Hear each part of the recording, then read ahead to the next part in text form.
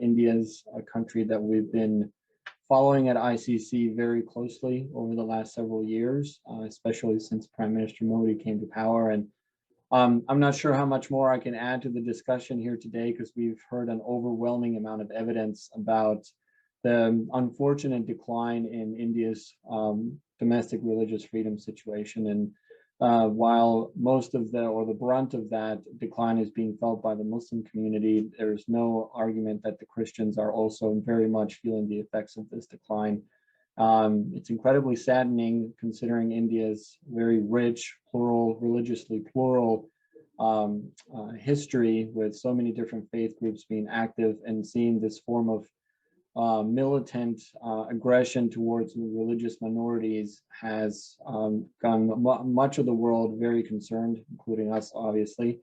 I think, just to add some content still to the discussion here, and I'll mention a little bit more about the anti-conversion laws that you've been hearing about today. We've done some reporting on this recently, that I think will be enlightening to some of the audience. But, religious freedom is something that is guaranteed in all democracies, essentially. There's some form of constitutional provision to this. As you've heard today, India is it's no different to that in India. It's very much protected. But when we see militant ideologies like Hindutva and being propagated by organizations like RSS, the VHP, even in political parties like the BJP, which is Prime Minister Modi's party, of course, that is a note of concern. And when you have legitimate organizations like the United States Commission on International Religious Freedom that does excellent work on reporting these facts, that should raise concerns, especially within India, to take a strong look at themselves on how they are missing the mark in the religious freedom front. And it is incredibly important for the political leadership of that country to condemn these attacks publicly and condemn this decline, and take concerted steps and intentional steps to safeguarding India for all Indians, regardless of their religious affiliation. We want to, one point on the you've heard the country of particular concern label being mentioned several times here, which all of us are advocating that India should get it. And that's not because there's some sinister agenda to have a CPC designation for India. It is because the facts commanded, the facts and the realities of everything that you've heard today, there is no other option but for the United States Commission on International Religious Freedom, USCIRF, to make that recommendation to the State Department.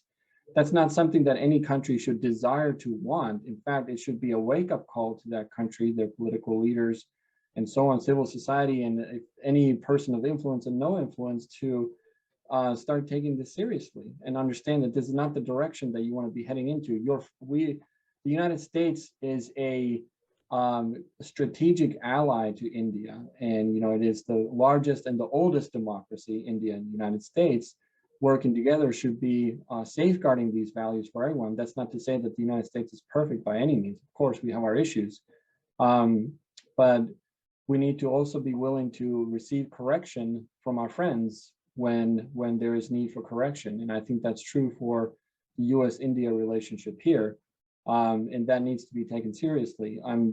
The one portion I'll still mention to this, which is obviously India and the US share a very special relationship, part of Quad, Japan, Australia, India, so on. There is a strategic interest that the United States plays in the region, obviously, when it comes in terms to the China containment policy and so on, all of which must be taken very seriously, and the relationship should be guarded, obviously, but that doesn't mean that we cannot call our friends out when they need to be called out, including ourselves. And I think that's important. And, as I've kind of already alluded to before, the CPC status is not something that we want to be, that's not a status that a country should stay on. It is something that should encourage them to make the steps forward away from it. That's why we believe that it's an important tool.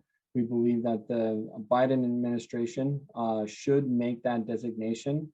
It's already concerning enough that USCIRF feels the need to make this recommendation to the State Department.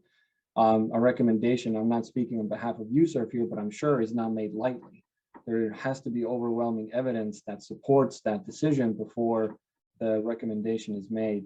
One more thing I'll mention in terms of ICC, we've recently done a specific study on anti-conversion laws that you've all heard about here today. We did the study in the state of Madhya Pradesh that recently passed this law in January of earlier this year in January. And we just monitored the situation in that state on how that law, the passage of the law, had affected the Christian community in Madhya Pradesh.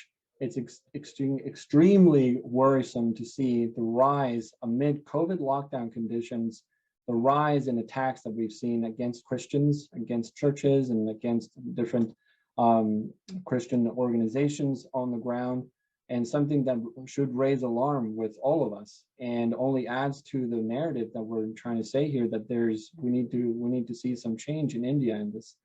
The laws serve as a force of empowerment. They only undergird the climate of impunity when it comes to the attacks that you heard from Sydney today, from Sydney Kochan from Jubilee, shared about some of these atrocious attacks that Christians have faced.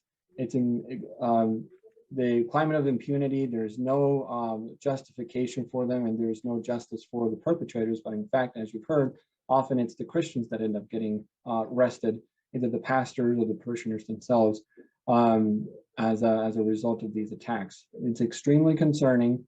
Just undergird everything that our colleagues here on the call have said today. Be very happy to share the report that we've published. We'll be doing a deep dive on this report next week. Invite all of you to join us for that. It'll be 11 a.m. Next Wednesday. If you have time, we'd love to have you there. And please look out for that email if there's an email list going out from here today.